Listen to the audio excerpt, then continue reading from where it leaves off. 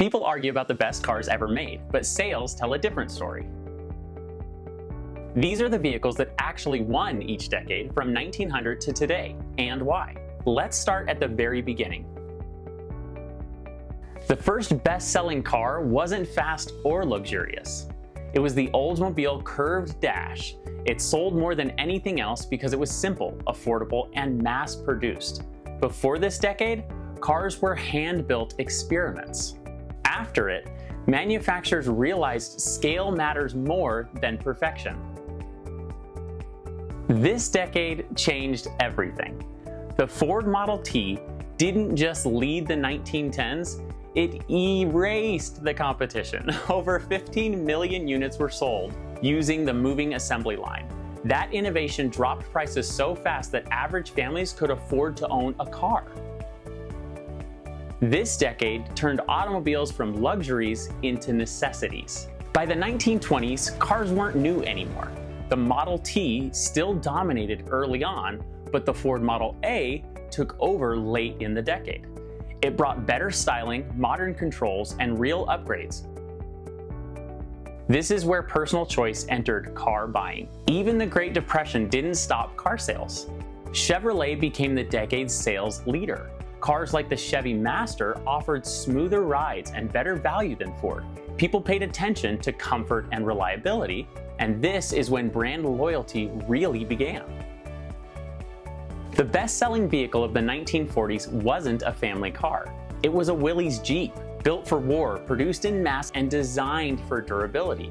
After World War II, it inspired civilian off-roaders worldwide. This decade proved toughness sells. The 1950s put the world on wheels. The Volkswagen Beetle became the world's best-selling car. It was inexpensive, reliable, and easy to repair almost anywhere. While America chased style, the rest of the world chose efficiency. Global scale won this decade. The 60s were loud, but sales were quiet. The Beetle stayed on top globally even as muscle cars exploded in the US. Performance grabbed attention, but economy cars won volume. Different markets wanted different things. Sales favored what worked everywhere. Gas prices changed everything. The Toyota Corolla surged by offering efficiency, reliability, and low ownership costs. Buyers moved away from big engines fast. Japanese automakers gained global trust. The industry never fully went back. By the 1980s, excitement mattered less than trust. The Toyota Corolla dominated again. It worked every day, everywhere. Reliability became the selling point. This decade split the world in two. Globally, Corolla stayed on top, but in the US, the Ford F-Series became the best-selling vehicle. Trucks replaced sedans as family vehicles. American buying habits changed permanently. The 2000s rewarded safe decisions. Cars like the Corolla dominated because buyers wanted low risk and low cost. Reliability mattered more than emotion. Cars became dependable tools, and sales reflected that.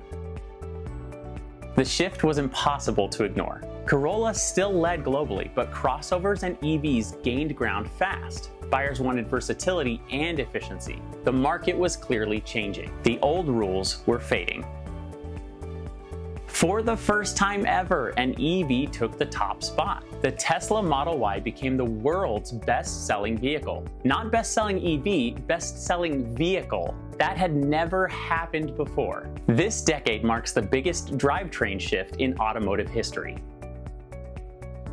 From the Model T to the Model Y, the biggest winners weren't always the flashiest cars. They were the ones that solved real problems for the most people. Affordability, reliability, and scale decade after decade. Now I'm curious, while they were the best-selling cars, were they actually the best each decade had to offer? Which decade do you think got it right? Let me know in the comments below. I'm really curious what your thoughts are, and if you're interested in seeing the decades broken out, those are available up on the channel. And that is just some of the BS.